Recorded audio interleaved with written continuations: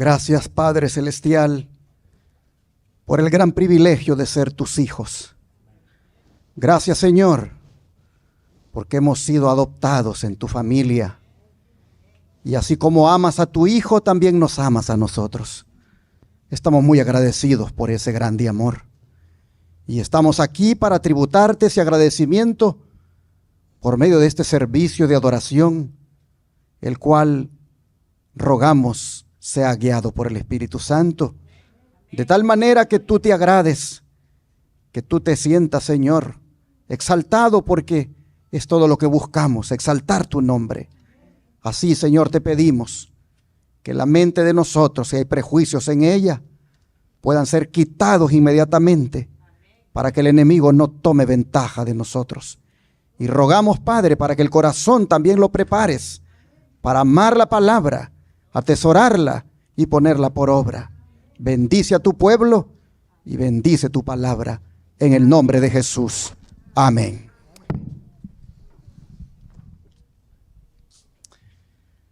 Este día quiero que reflexionemos en la experiencia de una viuda que será la misma por la cual pasará la iglesia remanente. Entendiendo la iglesia remanente como la que guarda los mandamientos de Dios y tiene el testimonio de Jesucristo, según Apocalipsis 12:17. La viuda que ustedes ven en la pantalla viene a ser un prototipo o modelo de la verdadera iglesia de Jesús para los tiempos finales. Es decir, los tiempos que han de preceder a la venida del Señor. Las Escrituras dicen que en ese tiempo seremos perseguidos, seremos difamados, seremos llevados a corte, seremos objeto de injusticias y llevados a prisión. En fin, la fe de cada uno será probada como nunca, al punto que Jesús preguntó si cuando Él venga hallará fe en la tierra. Leamos dicha pregunta en Lucas 18, versículo número 8. Lucas 18, versículo número 8. La Escritura dice, Lucas 18, verso 8, dice así: os digo que pronto les hará justicia. Pero cuando venga el Hijo del Hombre, ¿hallará fe en la tierra? Aquí, hermanos y hermanas, Jesús conecta el tema de la fe con su segunda venida. De manera que la fe es la virtud más importante que debemos desarrollar y mantener ante toda dificultad que venga de ahora en adelante hasta la venida del Señor. ¿Estamos de acuerdo? Pero ¿de cuál fe está hablando Jesús aquí? Está hablando de la fe de la viuda, mis hermanos. Una viuda que persistía en la búsqueda de la justicia. Veamos desde el versículo 1 para ver el contexto.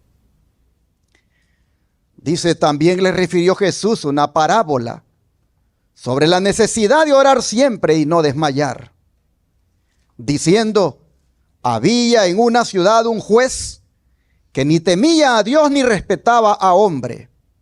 Había también en aquella ciudad una viuda, la cual venía a él diciendo, hazme justicia de mi adversario.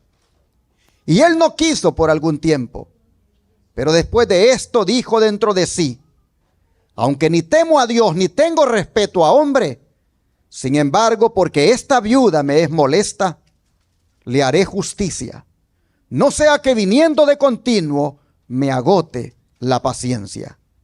Y dijo el Señor, oíd lo que dijo el juez injusto. ¿Y acaso Dios no hará justicia a sus escogidos que claman a Él día y noche? ¿Se tardará en responderle? Os digo que pronto les hará justicia. Pero cuando venga el Hijo del Hombre, ¿hallará fe en la tierra? Hermanos y hermanas, esta parábola no compara a Dios con el juez injusto, sino le contrasta con él. Jesús dice, si al fin y al cabo se puede hacer que un juez rapaz e injusto le haga justicia a una viuda por egoísta, porque está cansado, ¿cuánto más Dios, dice que es un padre amante, le dará a sus hijos lo que necesitan? La parábola de la viuda, hermanos, nos enseña la necesidad de orar siempre y no desmayar. ¿Por qué dice que contó Jesús la parábola? En el versículo 1 dice que la contó para enseñar sobre la necesidad de orar siempre y no desmayar. O sea, hermanos y hermanas, que lo que Jesús está enseñando en este relato es que la oración, más que un deber, es una necesidad. Oh, hermanos y hermanas, si tan solo lo viéramos así todos. Si tan solo viéramos la oración como una necesidad más que un deber, ¿cómo estaría la iglesia los martes? ¿Cómo estaría? Estaría llena. Porque habría muchas personas que tienen esa necesidad de juntarse con otros para orar. Y vendrían a la reunión de oración. Los martes o los miércoles los templos estuvieran llenos. Porque estarían mirando la oración como una necesidad. Pero lamentablemente la mayoría de nosotros no le damos la debida importancia a la reunión de oración. Por esto el don de profecía nos amonesta de la siguiente manera. Camino a Cristo, página 98. Es necesario ser diligentes en la oración. Ninguna cosa os lo impida. Haced cuanto podáis para que haya una comunión continua entre el Señor Jesús y vuestra alma. Aprovechad toda oportunidad de ir a donde se suela orar. Los que están realmente procurando mantenerse en comunión con Dios asistirán ¿a dónde? A los cultos de oración. No sé cómo se sienten ustedes al leer estas palabras.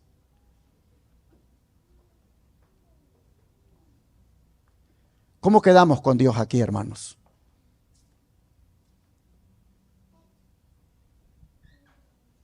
Aprovechad toda oportunidad, dice, de ir a donde se suela orar. Y los que están realmente procurando mantenerse en comunión con Dios asistirán a los cultos de oración. ¿Cómo se ven ustedes allí? ¿Se ven bien ustedes ahí? ¿Cómo se ven?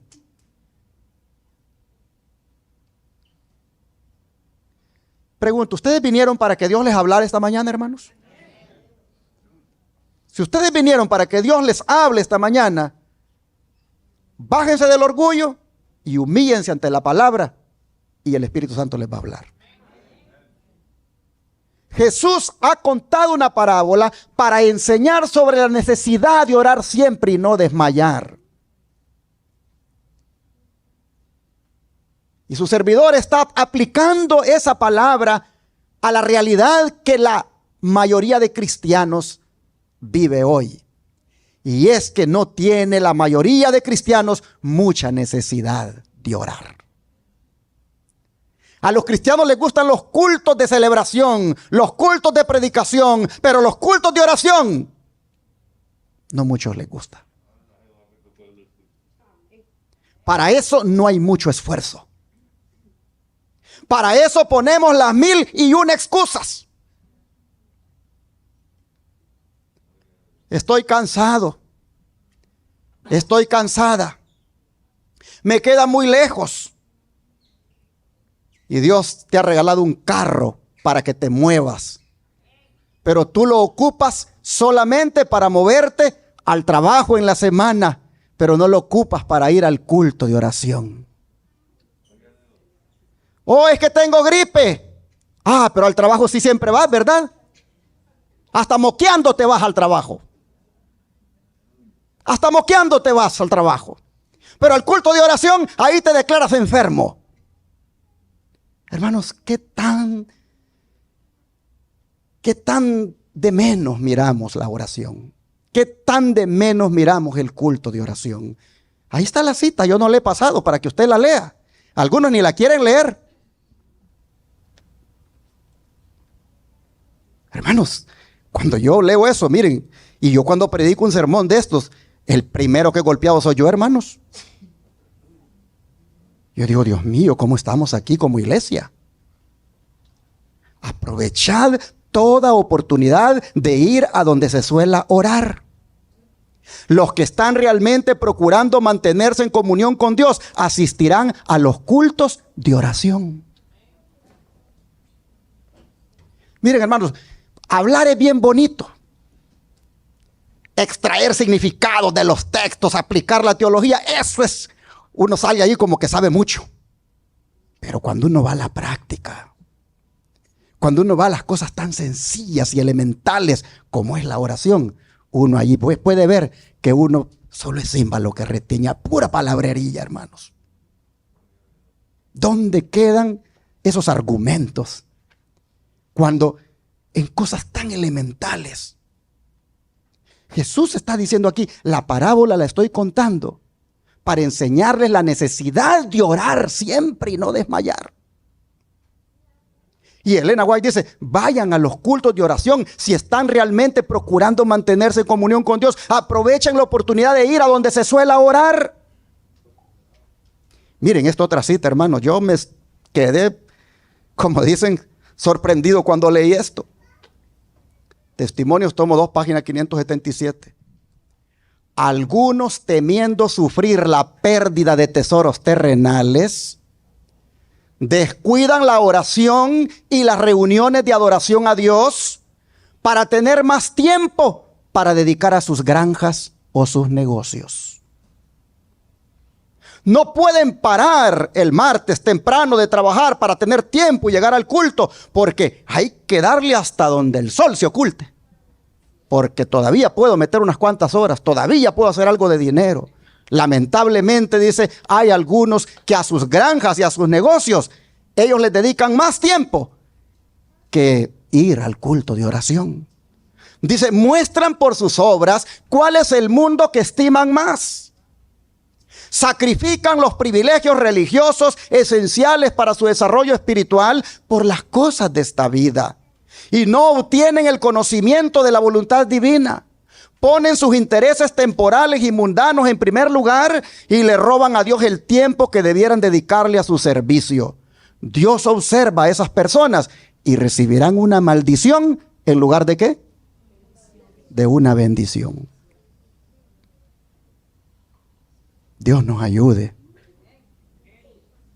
Y ojalá hagamos una decisión de evitar maldiciones y buscar mejor las bendiciones. Y el asistir a un culto de oración es una bendición que uno recibe. Hermanos y hermanas, el Espíritu Santo nos está hablando. Este es el espíritu de profecía. Este es el Espíritu Santo diciéndole al pueblo cómo debemos ver las reuniones de oración en comparación a los negocios o trabajos que podamos tener. Pero vea esta otra cita. Signs of the Times del 10 de febrero de 1890. Es tan conveniente, tan esencial que oremos como lo fue para Daniel. La oración es la vida del alma, el fundamento del crecimiento espiritual. Y cuando tengáis el privilegio de encontraros con vuestros hermanos en la iglesia, decidles de la necesidad de mantener abierto el canal de comunicación entre Dios y el alma. Decídeles que si encuentran ánimo y voz para orar, Dios encontrará respuestas a sus oraciones. Decidles que no den por sentado sus deberes religiosos. Exhortad a los hermanos a orar. Debemos buscar y habremos de encontrar. Debemos pedir si queremos recibir. Debemos tocar si queremos encontrar la puerta abierta. Pero subraya esta partecita, hermanos. Si solo hay unos pocos reunidos, hay lo suficiente como para reclamar las promesas de Dios. El Padre, el Hijo y los santos ángeles estarán presentes con vosotros para contemplar vuestra fe, vuestro firme principio. Y le subrayé esto: allí obtendréis el derramamiento del Espíritu Santo de Dios. Por eso, hermanos y hermanas, para que esta hermosa promesa del derramamiento del Espíritu Santo se cumpla, la iglesia debe orar mucho por esto. Y su servidor, a partir del martes pasado, pues hice un compromiso con el Señor de venir los martes, todos los martes aquí. Todos los martes su servidor está predicando, pero el martes pasado hice algo que observé que no estamos haciendo bien. Y es que todos los martes se dedica tiempo a la testificación y a la predicación, pero no a la oración. Entonces el martes pasado, antes de predicar, nos pusimos aquí en parejas, orando los unos por los otros, orando por los hermanos que no vienen, orando, hermanos, por toda necesidad que pueda haber. Pero vamos a empezar a orar todos los martes, porque esta promesa que está subrayada allí se cumpla con nosotros. Es decir, que se derrame en nosotros el Espíritu Santo de Dios. Cuando como iglesia, hermanos, hagamos esto, estaremos a tono con la preparación para la venida de Cristo. Hermanos, la más grande necesidad de la iglesia es que reciba la lluvia tardía. La más grande necesidad de la iglesia es que sea llena del Espíritu Santo. Pero para eso debemos orar. Pero por supuesto no vamos a orar solamente por esto. También oraremos porque el Señor nos dé liberación en tiempos de prueba, como lo hizo la viuda de la parábola. Jesús dice en la parábola que esta mujer tenía un adversario que posiblemente le negaba a devolverle la propiedad que le dejó su esposo hipotecada, pero que por ley se la tenía que devolver. ¿Y por qué digo eso?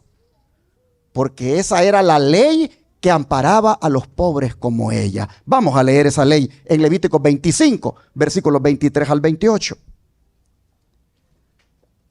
Levíticos 25, versículo 23 al 28.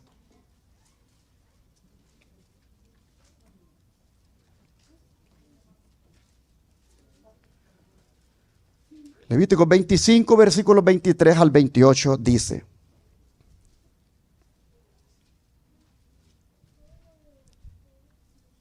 la tierra no se venderá a perpetuidad, porque la tierra mía es. Pues vosotros, forasteros y extranjeros, sois para conmigo. Por tanto, en toda la tierra de vuestra posesión, otorgaréis rescate a la tierra. Cuando tu hermano empobreciere y vendiere algo de su posesión, entonces su pariente más próximo vendrá y rescatará lo que su hermano hubiere vendido. Y cuando el hombre no tuviere rescatador y consiguiere lo suficiente para el rescate, entonces contará los años desde que vendió y pagará lo que quedare al varón a quien vendió y volverá a su posesión. Mas si no consiguiere lo suficiente para que se la devuelvan, lo que vendió estará en poder del que lo compró hasta el año del jubileo. Y al jubileo saldrá y él volverá a su posesión. Hermanos, qué ley más buena en favor de los pobres por parte del único Dios bueno que existe. Es agradable escuchar a Dios decir: la tierra mía es. Eso nos dice, hermanos, que aunque Dios le había dado la tierra de Palestina a su pueblo, Él todavía mantenía el título de propiedad. Los israelitas no eran dueños, sino mayordomos. Como ahora. Usted es el dueño del carro que tiene. Usted es el dueño de la casa que tiene. Usted es el dueño del terrenito donde tiene la casa. Usted no es dueño, hermano, hermana. Usted lo que es allí es solamente un mayordomo. Dios le ha prestado esas cosas, pero con un propósito. Con el propósito de que le sirvan a usted, que le sirvan a su prójimo, y con el propósito también de que le sirvan a Dios.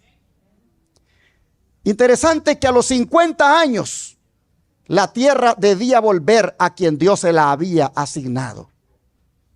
Y esta era una legislación que favorecía al pobre y lo animaba a trabajar para recuperar su propiedad. Con esta ley del jubileo, de que a los 50 años la tierra volviera a aquel que la había vendido, con esta ley Dios procuraba impedir que algunos llegaran a ser muy ricos y los otros muy pobres. Oh, hermanos y hermanas, si se hubiera seguido el plan original de Dios para la tierra y la servidumbre, no se hubieran conocido situaciones de extrema riqueza ni de extrema pobreza como las que existen hoy. El don de profecía, comentando sobre esta ley, dice lo siguiente: el Señor declaró a Israel: la tierra no se venderá a perpetuidad, porque la tierra mía es. Debía inculcársele al pueblo el hecho de que la tierra que se le permitía poseer por un tiempo pertenecía a Dios, que Él era su dueño legítimo, su poseedor original, y que Él quería que se le diera al pobre y al menesteroso una consideración especial. Debía hacerse comprender a todos que los pobres tienen tanto derecho como los más ricos a un sitio en el mundo de Dios. Estas fueron las medidas que nuestro Creador misericordioso tomó para aminorar el sufrimiento e impartir algún rayo de esperanza y alegría en la vida de los indigentes y angustiados. Dios quería poner freno al amor excesivo a los bienes terrenales y al poder. La acumulación continua de riquezas en manos de una clase y la pobreza y degradación de otra clase eran cosas que producían grandes males. El poder desenfrenado de los ricos resultaría en monopolio, y los pobres, aunque en todo sentido tuvieran tanto valor como aquellos a los ojos de Dios, serían considerados y tratados como inferiores a sus hermanos más afortunados. Por eso Dios viene y pone esta ley.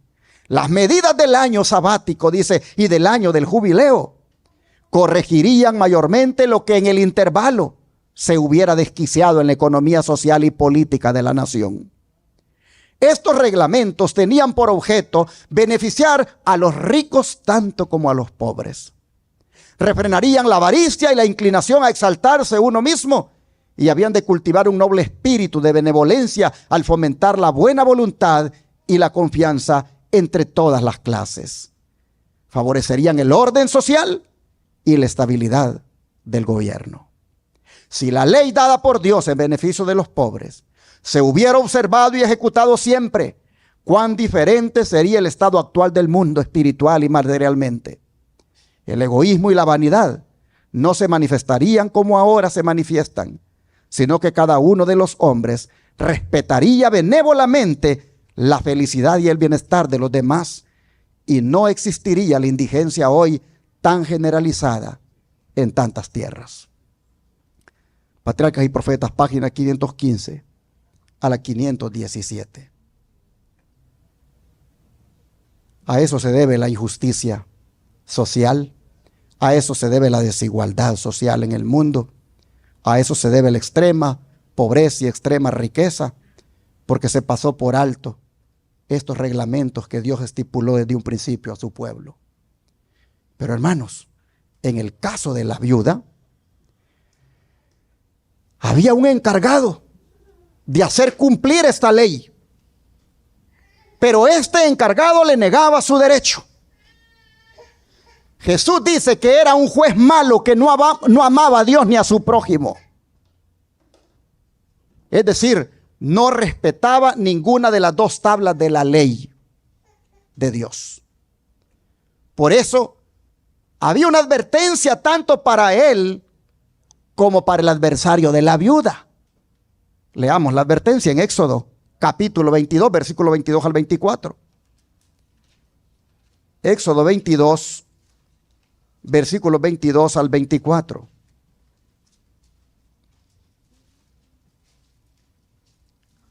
Dice la palabra de Dios: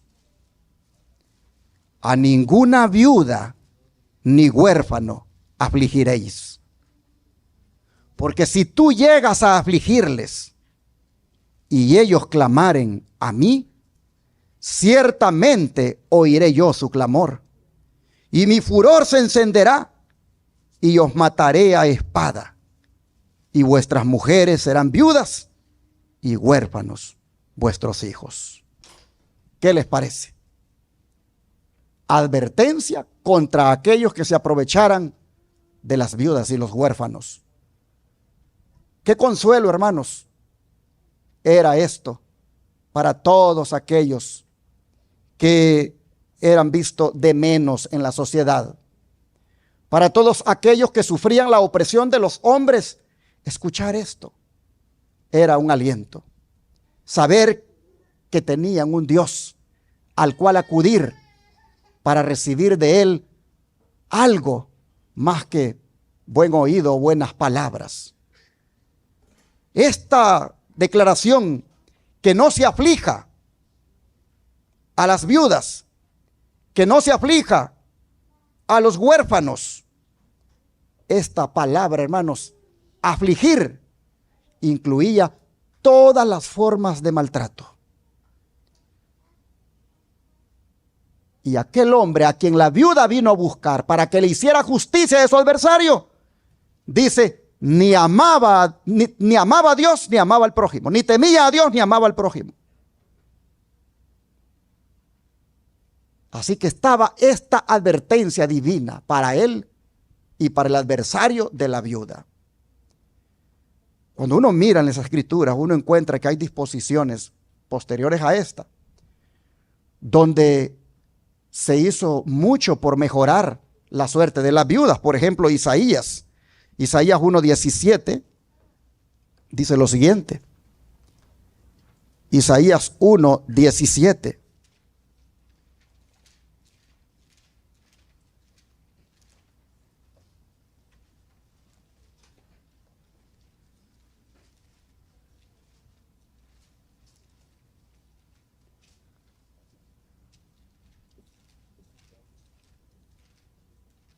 Dice así: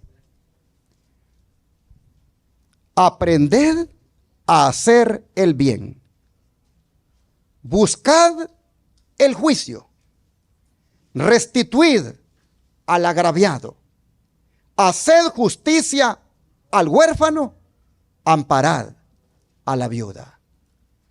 Noten ustedes que parte de hacer el bien es amparar a la viuda. Así que un creyente que se hace llamar cristiano no merece llamarse así si no toma en cuenta las necesidades de las viudas y los huérfanos. Es más, a Israel se le dijo que si hacían esto, de proteger a la viuda y al huérfano, su estabilidad y su permanencia como nación estarían seguras. Vean Jeremías, capítulo 7, versículos 5 al 7, para comprobar este dato. Jeremías 7, versículos 5 al 7.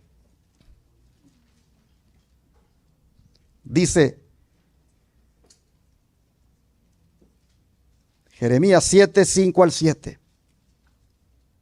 Pero si mejorareis cumplidamente vuestros caminos y vuestras obras, si con verdad hicierais justicia entre el hombre y su prójimo, y no oprimierais al extranjero, al huérfano y a la viuda, ni en este lugar derramareis la sangre inocente, ni anduviereis en pos de dioses ajenos para mal vuestro, os haré morar en este lugar, en la tierra que di a vuestros padres para siempre.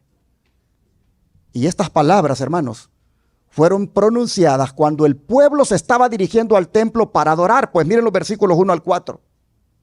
Aquí en el mismo capítulo 7. Palabra de Jehová que vino a Jeremías diciendo: ponte a la puerta de la casa de Jehová y proclama allí esta palabra y di: oíd palabra de Jehová todo Judá, los que entráis por estas puertas para adorar a Jehová. Así ha dicho Jehová de los ejércitos, Dios de Israel: mejorad vuestros caminos y vuestras obras, y os haré morar en este lugar. No fiéis en palabras de mentira, diciendo: templo de Jehová, templo de Jehová, templo de Jehová es este. Pero si mejorareis cumplidamente vuestros caminos y vuestras obras, si con verdad hicierais justicia entre el hombre y su prójimo, y no oprimierais al extranjero, al huérfano y a la viuda, ni en este lugar derramaréis la sangre inocente, ni anduviereis en pos de dioses ajenos para mal vuestro, os haré morar en este lugar, en la tierra que di a vuestros padres para siempre. Hermanos y hermanas, habían falsos profetas en esos días que afirmaban de que Dios nunca permitiría que su morada, el templo, cayera en manos de impíos, y que la presencia del templo en Jerusalén sería como una especie de talismán para proteger a la ciudad y sus habitantes. Pero Dios dice: no les crean a esos mentirosos que les dicen eso. No les crean a esos mentirosos que les están haciendo creer de que porque templo de Jehová tenemos, templo de Jehová tenemos, templo de Jehová tenemos, esto no puede caer. La única condición que esto no caiga es que ustedes sean justos. Y cuando se trata del huérfano y la viuda, los traten bien. Porque había eso de templo de Jehová tenemos, templo de Jehová tenemos, templo de Jehová tenemos, pero cometiendo injusticia contra la gente pobre, contra la gente menos favorecida. Hermanos y hermanas, también ahora muchos miembros de iglesia confían en que serán salvos solo porque tienen una relación formal con la iglesia. Ellos están más dispuestos a participar en las actividades religiosas que en ocuparse en la preparación interior del corazón y servir al desamparado como los huérfanos y las viudas. Hay mucho adventista que dice: esta es la última iglesia y no hay otra. Este es el pueblo de Dios y no hay otro. Este es el pueblo remanente. Pero cuando se trata de decirle: hermano, ¿será que puede ayudar para que le compremos algo a esta pobre mujer o a esta gente que esté en necesidad? ¿Cómo actúa ese adventista? No existe. Pero dice: templo de Jehová tenemos, templo de Jehová tenemos, esta es la última iglesia, esta es la iglesia remanente, no hay otra después de esta. Pero cuando se trata de pedirte algo para ayudar a alguien, no existes. Eso es una falsa seguridad. Hermanos y hermanas, cuando nosotros cerramos nuestro oído al clamor del desamparado y la viuda, ¿sabían ustedes que corremos el riesgo de que ni nuestras oraciones el Señor escuche? Eso es muy serio, hermanos. Vamos a mirarlo en Zacarías 7, versículo 8 al 13. Zacarías 7, versículo 8 al 13.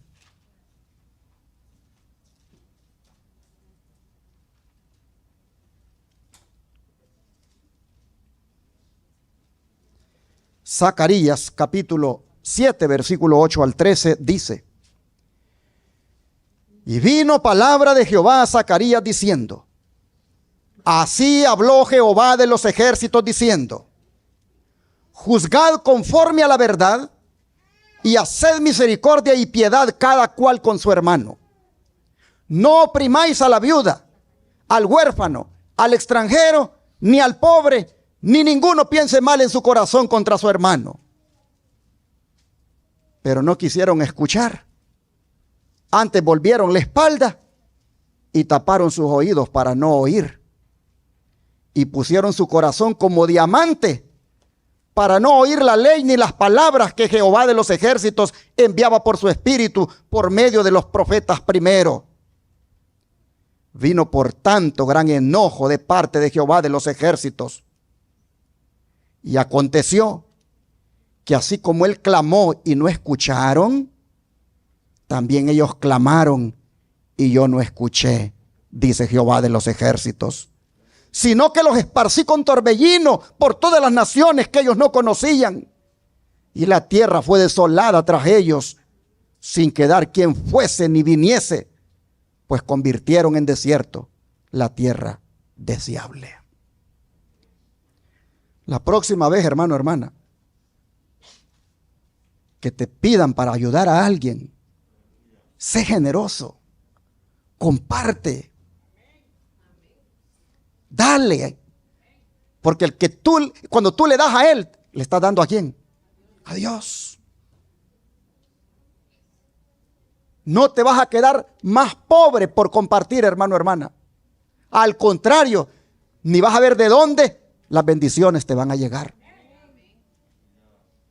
Pero lo que es más serio, hermanos, es que Dios no te va a contestar las oraciones cuando tú eres agarrado, cuando tú eres tacaño, cuando tú no quieres dar para alguien que está en necesidad.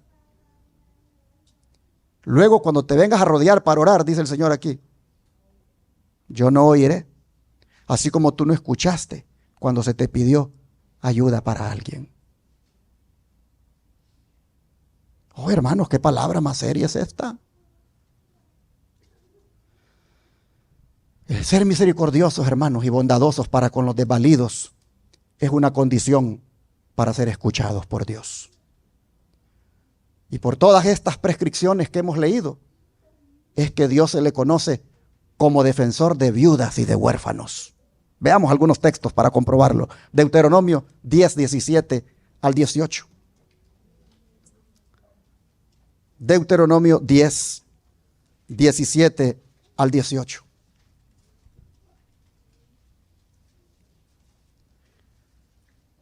Dice, porque Jehová vuestro Dios es Dios de dioses y Señor de señores. Dios grande, poderoso y temible, que no hace acepción de personas ni toma cohecho, que hace justicia al huérfano y a la viuda, que ama también al extranjero, dándole pan y vestido. Pero ¿a través de quiénes les da pan y vestido a los extranjeros? ¿A través de quién? A través de nosotros.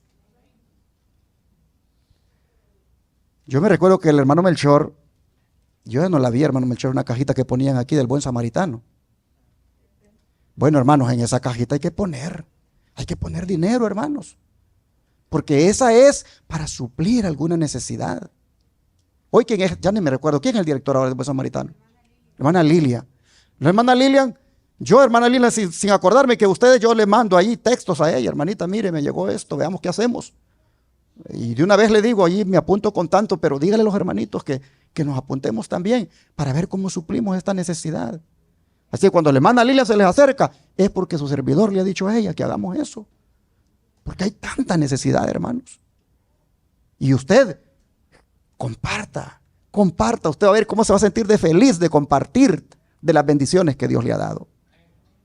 Mire usted, qué serio es esto. Dios defiende a las viudas, a los huérfanos, a los pobres. Veamos otro texto, Jeremías 49:11.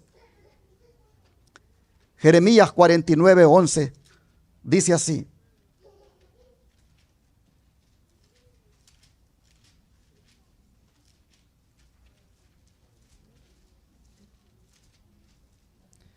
Dice así, Jeremías 49:11. Deja tus huérfanos, yo los criaré, y en mí confiarán tus viudas. Dios no desampara al huérfano y a la viuda. Y cerremos Bueno, con dos citas que están aquí en los Salmos, en el Salmo 146:9 y en el 68:5. Vamos al primero. Salmo 146:9. Salmo 146:9.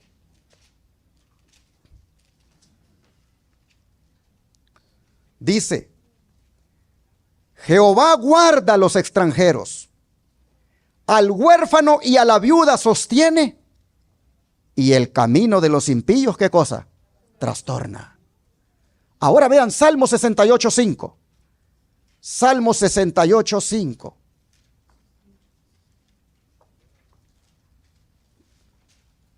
Salmo 68:5 dice: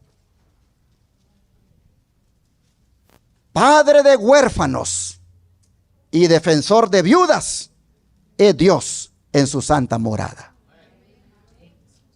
Si ustedes se fijan, vez tras vez, Dios se muestra como protector de los exiliados. Él se interesa en el bienestar de los extranjeros, los forasteros. Hermanos y hermanas, todos ellos y las viudas encuentran en Jehová un verdadero consolador. Él es el amigo de los desamparados. Él apoya a los huérfanos y a las viudas y a todos los que tienen ayudador humano. Y como Él nos ha escogido a nosotros para hacerlo en su nombre, el don de profecía dice esto: no hay a vuestro alrededor pobres y dolientes que necesitan ropas abrigadas, alimento mejor y sobre todo lo demás, lo que será más apreciado, simpatía y amor. Pregunta: ¿no hay a tu alrededor ese tipo de gente? ¿Qué habéis hecho? Dice, por las viudas, los angustiados que os piden ayuda para educar y preparar a los hijos o nietos. ¿Cómo habéis tratado estos casos? ¿Habéis procurado ayudar a los huérfanos? Cuando padres o abuelos ansiosos y preocupados os han pedido y hasta os han rogado que consideréis sus casos, ¿los habéis rechazado con negativas insensibles e indiferentes? Si ha sido así, que el Señor se compadezca de vuestro futuro, porque con la medida con que medís, os será medido. Podemos admirarnos de que el Señor retenga su bendición cuando sus donativos son pervertidos egoístamente y mal usados. Así, hermanos, en Consejos sobre Mayordomía Cristiana se nos exhorta a ser generosos con la gente que sufre.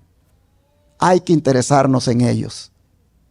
Cuando usted vaya manejando y mire un indigente, mire un homeless, usted no piense en que lo quiere para alcohol o que lo quiere para drogas. Usted piense que esa persona está ahí en ese camino para probarle a usted hasta dónde llega en su carácter, en el sentido de compartir de lo que el Señor le ha dado. El otro día yo me tuve que ver en esa disyuntiva, porque vi a la persona y le vi su apariencia. Y yo dije, a lo mejor para droga lo quiere o para alcohol. Pero él me pidió. Y yo preferí que se escribiera en el cielo que le di, a que se escribiera en el cielo que me pidieron y no le di. Hermanos, se trata del carácter, se trata de ese egoísmo, arrancarlo de nosotros. Si finalmente él ocupó para alcohol o para drogas, él va a dar cuenta, Dios, de eso. Pero yo cumplí con la ley de Cristo. Hermanos, gente tenemos por todas partes en necesidad y no podemos hacernos los desentendidos.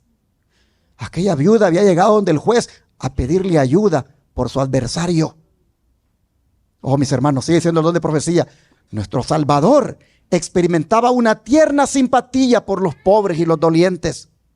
Y si nosotros somos seguidores de Cristo, debemos cultivar también la compasión y la simpatía. El amor por la humanidad doliente debe reemplazar a la indiferencia por la aflicción humana. La viuda, el huérfano, el enfermo y el moribundo siempre necesitarán que se los ayude. Entre ellos existe una dorada oportunidad para proclamar el evangelio y para poner en alto el nombre de Jesús, la única esperanza y consolación del ser humano. Pero volviendo a la parábola de la viuda, es de destacar su fe, pues dice que venía al juez diciendo, y la frase venía sugiere que constantemente venía, porque tenía esperanza, no había perdido la fe. Ella confiaba de que ese juez, por muy malo que fuera, le iba a escuchar en algún momento. La única arma que esta viuda tenía era el arma de la persistencia. ¿Y qué era lo que ella pedía, hermanos? Volvamos a Lucas 18:3. ¿Qué era lo que ella pedía? Lucas 18:3. Dice, había también en aquella ciudad una viuda, la cual venía a él diciendo, ¿qué cosa, hermanos? Hazme justicia de mi adversario. ¿Qué pedía la viuda? Justicia. Hermanos y hermanas, y aquí es donde la viuda se convierte en un símbolo del pueblo de Dios de los últimos días. ¿Por qué, hermanos? Porque nosotros también tenemos un adversario que se llama diablo y Satanás, y que va a usar a los jueces terrenales para que nos nieguen nuestro derecho a la justicia, a la libertad religiosa. Y va a usar a los jueces terrenales inclusive para que nos declaren como una secta proscrita, es decir, prohibida. Pero aunque los jueces terrenales no nos hagan justicia, tenemos un Dios que sí la hará por nosotros. Pero si clamamos a Él. Hermanos y hermanas, el adversario nuestro, el adversario del pueblo de Dios, ya está obrando para hacernos daño. Está obrando por medio de la agenda climática, por medio del matrimonio igualitario, y está utilizando a los hombres de autoridad que hay en el mundo para violar la ley de Dios. Así que, hermanos, no nos durmamos, hagamos lo que dice el apóstol Pedro. Que estemos despiertos, porque vuestro adversario el diablo anda alrededor como ¿qué? Como león buscando devorarnos. Pedro dice que estemos alertas, que estemos a la defensiva, porque Satanás nos busca todos los días para tentarnos, para desanimarnos, para sacarnos de nuestra comunión con Cristo y aún para acusarnos. Él nos acusa ante los hombres y nos acusa ante Dios para que nos abandone. Y ante eso, hermanos, nuestra única arma es la oración y la fe. Una oración y fe persistente como la de la viuda, sin desmayar. Cuando el Señor dijo, les voy a contar esta parábola para enseñarles sobre la necesidad de orar siempre y no desmayar, es porque nosotros como pueblo, hermanos, desmayamos en esto de la oración. Y especialmente desmayamos ¿cuándo? Cuando venimos ya pidiendo desde hace ratos por algo y la respuesta no llega. Dejamos de orar por eso. Dejamos de orar por eso. O cuando la respuesta llegó de una manera que yo no quería, pues ya no nos interesa mucho esto de la oración. Jesús dice, se las voy a contar la parábola, porque esta viuda venía y venía y venía. Es decir, no perdía la esperanza, no perdía la fe, era persistente, ella no desmayaba. Oh, hermanos, nosotros también no debemos de desmayar en esto de la oración. Así el enemigo nos quiere arrebatar esas horas de comunión, no debemos desmayar. Aunque Satanás nos acuse de que hemos pecado y que por lo tanto no merecemos buscar la presencia de Dios, no le hagamos caso y más busquemos la presencia de Dios. Más busquémosla. Porque a veces el diablo le dice a la gente, mira, no ores tú, mejor dile al hermano fulano que ore por ti, o habla ya a la radio, al altar de peticiones para que oren por ti, o dile al pastor que ore por ti. Tú no ores porque tú has hecho demasiada maldad, lo que has hecho no tiene nombre, así que busca a otros que oren por ti. Es el diablo hablándoles. precisamente, hermanos, hermanas, porque hemos fallado a Dios, precisamente porque hemos hecho lo malo, precisamente por eso necesitamos hablar con Dios sobre eso. Necesitamos confesarle nuestro pecado al Señor. A veces Satanás nos reclama como suyos y nos hace creer de que no debemos orar, o por lo menos que tampoco Dios nos oiga. Pero nosotros, hermanos, debemos tener fe y persistir como la viuda en orar y en orar a nuestro Dios.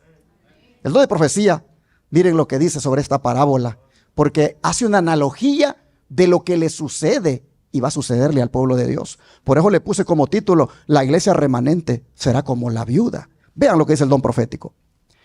La mujer que suplicó justicia al juez había perdido a su marido por la muerte.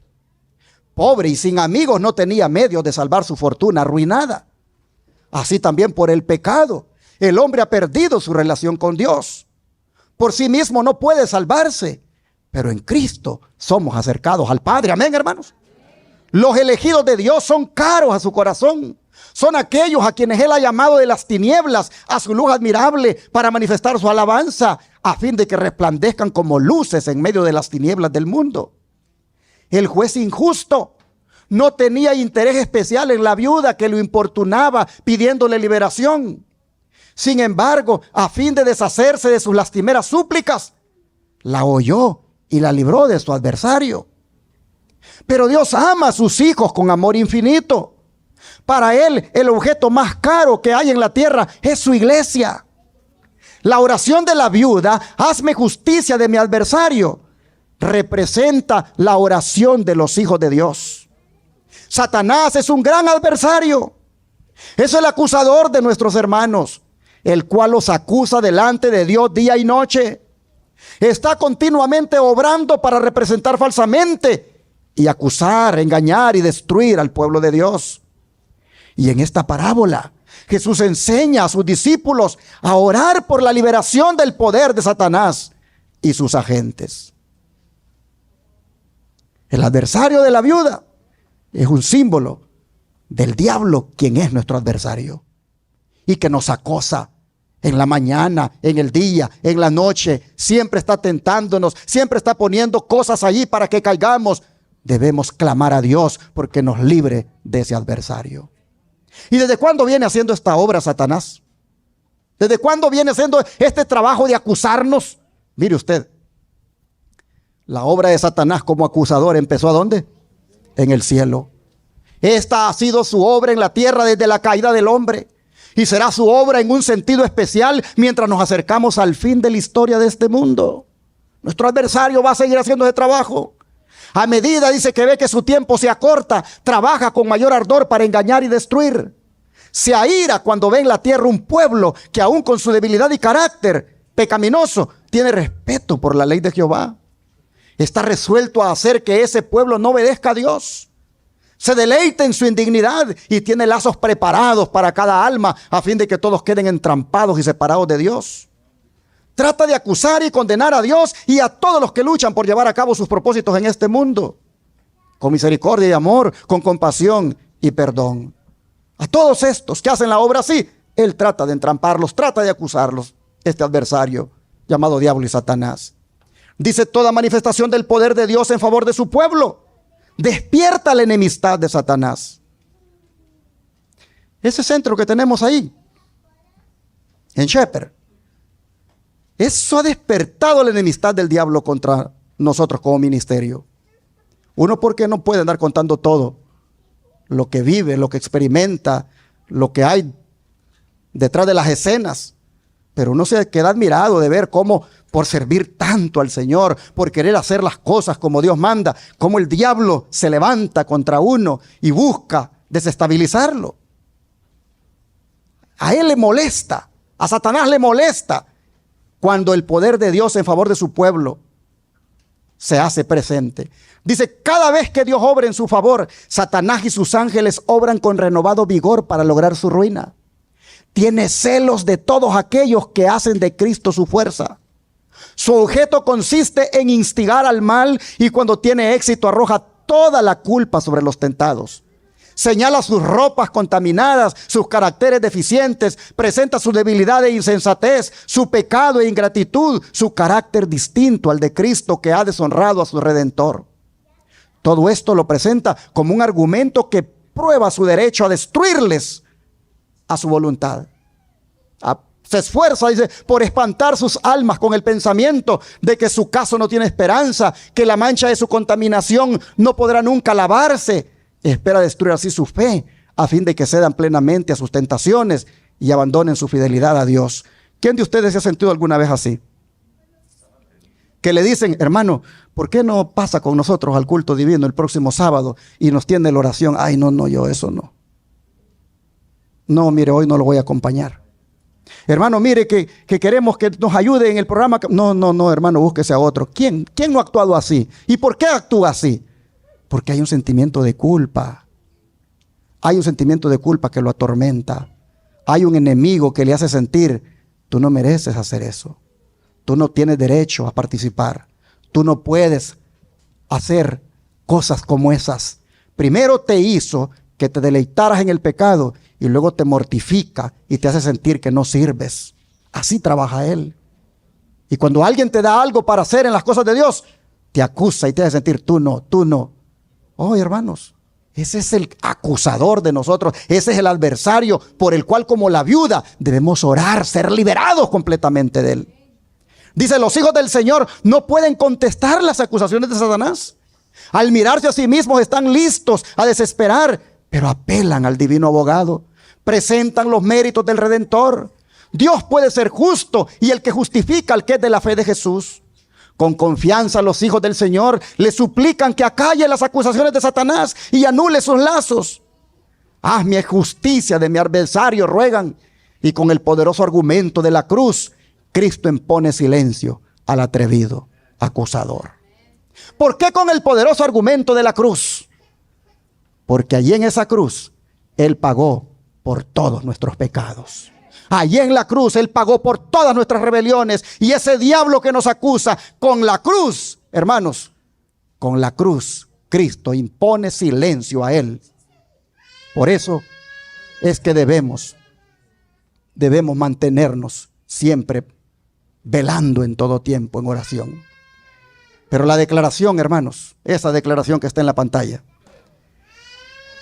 la declaración, hazme justicia de mi adversario, no solo representa a Satanás, representa algo más. Se los pongo acá. La oración, hazme justicia de mi adversario, se aplica no solamente a Satanás, sino ¿a quién? A los agentes a quienes instiga a presentar falsamente, a tentar y destruir al pueblo de Dios.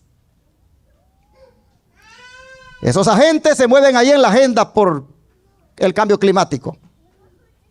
Esos agentes se mueven allí en esa agenda por el matrimonio igualitario. Esos agentes, hermanos, se mueven allí en esa derecha cristiana que empuja porque el muro de la separación entre iglesia y Estado se derribe y que la iglesia se valga del Estado para imponer sus fines. Allí se mueven los agentes de Satanás, hermanos. Dice, la oración, hazme justicia de mi adversario, se aplica no solamente a Satanás, sino a los agentes a quienes instiga a presentar falsamente, a tentar y destruir al pueblo de Dios. Los que han decidido obedecer los mandamientos de Dios entenderán por experiencia que tienen adversarios que son dominados por una fuerza infernal. No sé cuántos de ustedes miraron una entrevista donde le decían a uno de estos promotores de que ya el muro de separación entre la iglesia y el Estado ya se acabe y que la iglesia se valga del Estado para hacer que todos vuelvan a la iglesia los domingos. Le preguntaron a ese que estaba siendo entrevistado, ¿y cómo le vas a hacer con los adventistas del séptimo día? Le dijeron. ¿Y cómo le vas a hacer también con los judíos? ¿Cómo le vas a hacer con otras iglesias que ellos no hacen torneos de basquetbol, no hacen eventos en sábado? ¿Cómo vas a hacer con ellos? Y escuchen la respuesta de él. Bueno, dijo, no podremos a todos complacerles. ¿Qué dijo allí? complaceremos solamente a los del domingo. La ley será para favorecer a los que guardan el domingo. A todos esos no los podemos cubrir. O sea, hay planes donde las minorías como nosotros, los adventistas del séptimo día, no seremos cubiertos, no seremos atendidos, seremos proscritos o prohibidos, hermanos. Dice, los que han decidido obedecer los mandamientos de Dios entenderán por experiencia que tienen adversarios que son dominados por una fuerza infernal. Y tales adversarios accedieron a Cristo a cada paso con una constancia y resolución que ningún ser humano puede conocer jamás. Así que en la frase de la viuda, hazme justicia de mi adversario, ahí está la iglesia remanente que también debe pedir al Señor que le haga justicia de esos adversarios que en el tiempo del fin le han de acosar. Sigue diciendo el don de profecía. El carácter del juez de la parábola, que no temía ni a Dios ni al hombre, fue presentado por Cristo para demostrar la clase de juicio que se realizaba entonces y que pronto se iba a presenciar en su propio proceso. O sea, Jesús estaba presentando allí cómo iba a ser el juicio que le iban a hacer a él. Donde los magistrados que deben velar por aplicar la ley iban a ser injustos. Dice, él deseaba que su pueblo de todos los tiempos comprendiera cuán poca confianza se puede tener en los gobernantes o jueces terrenales en el día de la adversidad. Con frecuencia, los elegidos de Dios tienen que estar delante de los hombres que ocupan posiciones oficiales, pero que no hacen de la palabra de Dios su guía y consejero, sino que siguen sus propios impulsos sin disciplina ni consagración. En la parábola del juez injusto, Cristo demostró lo que debemos hacer. ¿Y qué es lo que debemos hacer, hermanos? Orar día y noche. Orar constantemente. No desmayar en la oración. Y dijo Cristo, ¿y Dios no hará justicia a sus escogidos que claman a Él día y noche? ¿Hará justicia o no hará justicia, hermanos? Claro que hará justicia. Cristo, nuestro ejemplo, no hizo nada para vindicarse o librarse a sí mismo. Él confió su caso a Dios. Así los que le siguen no han de acusar o condenar ni recurrir a la fuerza para librarse a sí mismos, sino solamente, hermanos, clamar. Clamar como las almas debajo del altar del quinto sello del Apocalipsis, que claman por justicia. Eso es lo único que tenemos que hacer. Dice, cuando sufrimos pruebas que parecen inexplicables, no debemos permitir que nuestra paz sea malograda. Por injustamente que seamos tratados, no permitamos que la pasión se despierte. Condescendiendo con un espíritu de venganza, nos dañamos a nosotros mismos. Destruimos nuestra propia confianza en Dios y ofendemos al Espíritu Santo. Hay a nuestro lado un testigo, un mensajero celestial que levantará por nosotros una barrera contra el enemigo. Él nos envolverá con los brillantes rayos del sol de justicia. A través de ellos Satanás no puede penetrar, no puede atravesar este escudo de luz divina. Mientras el mundo progresa en la impiedad, ninguno de nosotros necesita hacerse la ilusión de que no tendrá dificultades. Pero son esas mismas dificultades las que nos llevan a la cámara de audiencia del Altísimo.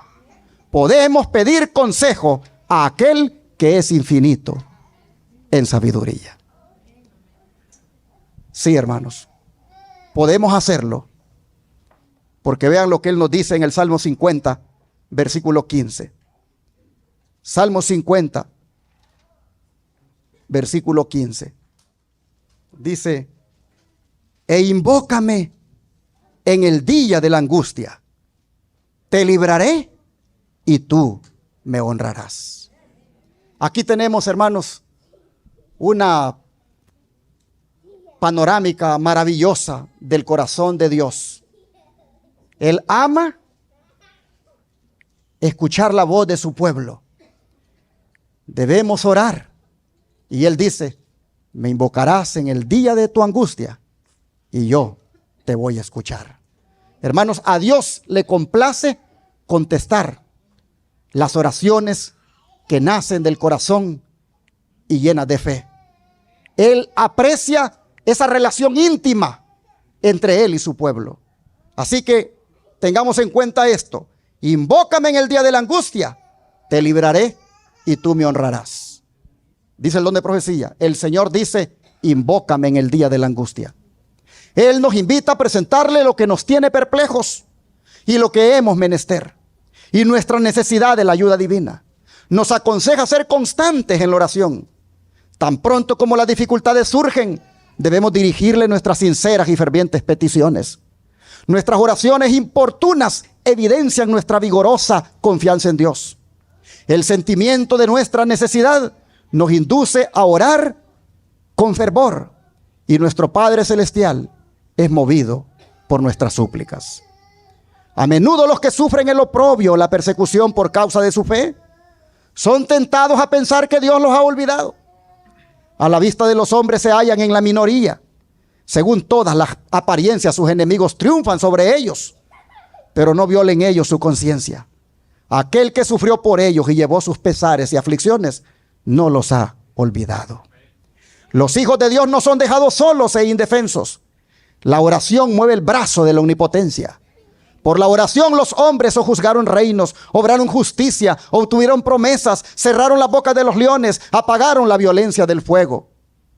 Y llegamos a saber lo que esto significa cuando oímos acerca de los mártires que murieron por su fe, pues dice que pusieron en fuga a ejércitos de gente extranjera. Si consagramos nuestra vida al servicio de Dios, nunca podremos ser colocados en una situación para la cual Dios no haya hecho provisión. Cualquiera sea nuestra situación, tenemos un guía que dirige nuestro camino. Cualesquiera sean nuestras perplejidades, tenemos un seguro consejero, sea cual fuere nuestra pena, desamparo o soledad. Tenemos un amigo que simpatiza con nosotros. Amén. Si en nuestra ignorancia damos pasos equivocados, Cristo no nos abandona. Su voz clara y distinta nos dice: yo soy el camino, la verdad y la vida. Él librará al menesteroso que clamare y al afligido que no tuviere quien lo socorra. Entonces, mis hermanos, clamemos como la viuda día y noche.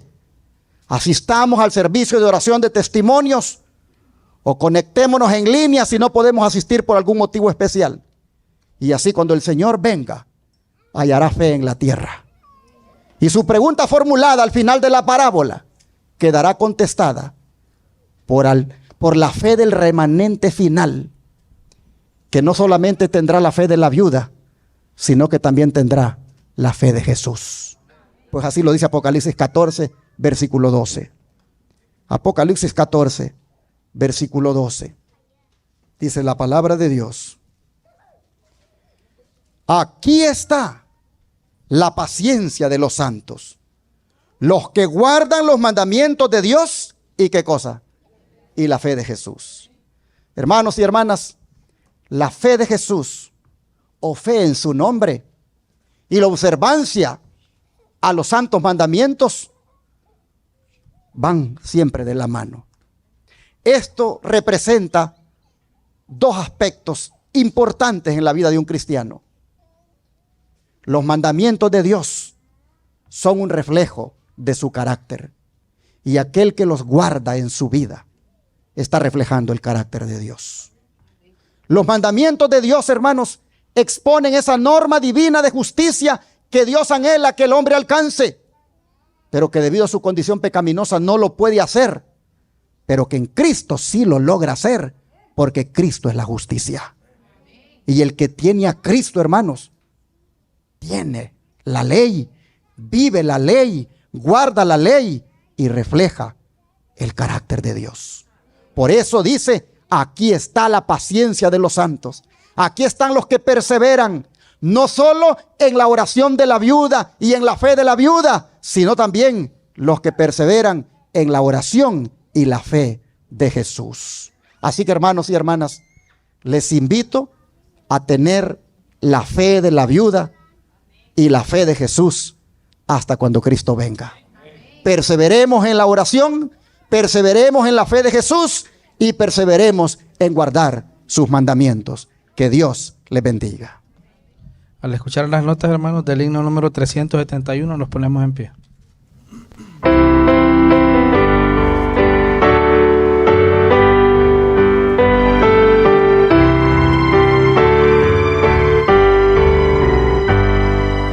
Dame la fe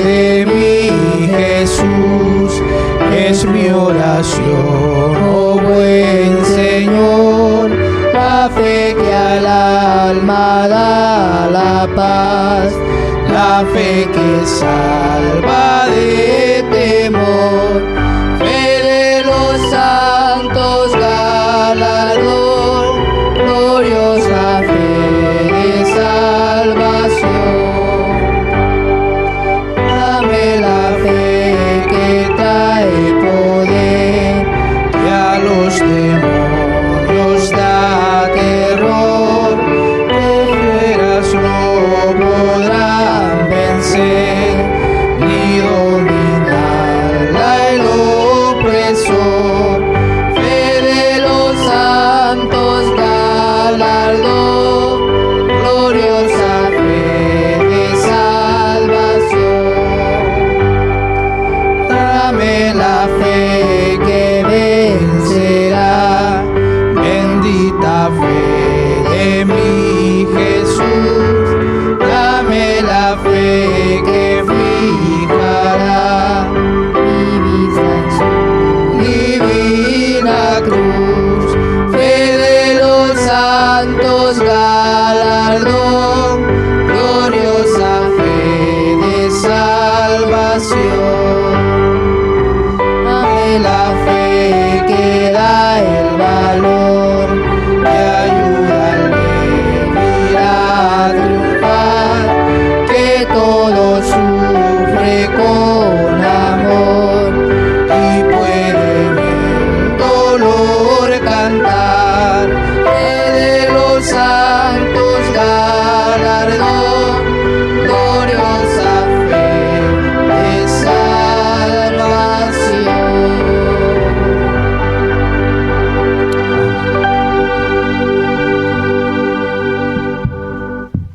¿Cuántos quieren la fe de Jesús?